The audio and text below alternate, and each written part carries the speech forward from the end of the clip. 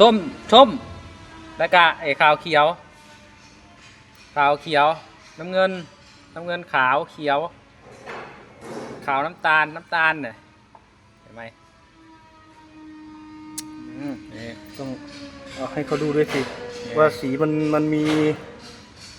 มีส้มกับขาวส้ม นี่ขาวส้มแล้วก็ส้มเนี่ยแล้วก็ขาวเขียวเนี่ยกรณีเรามีคลิปตัดเอาใส่คลิปนี้ก็ได้เนาะ โอเคครับ ตัดมาพอดีเนี่ย ครับ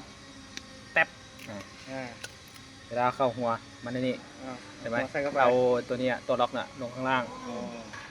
เราก็เข้าไว้ในนี้เนี่ย แง่เข้าไป แง่คือแง่นั่นน่ะ แง่เข้าไปแล้วครีมหนีบกับกึบ ใส่สัก2 ทีกึ๊บเนี่ยแล้วมาดูหัวมันลงจำไหมเนี่ยเห็นไหม สวยงามตามทองเรือง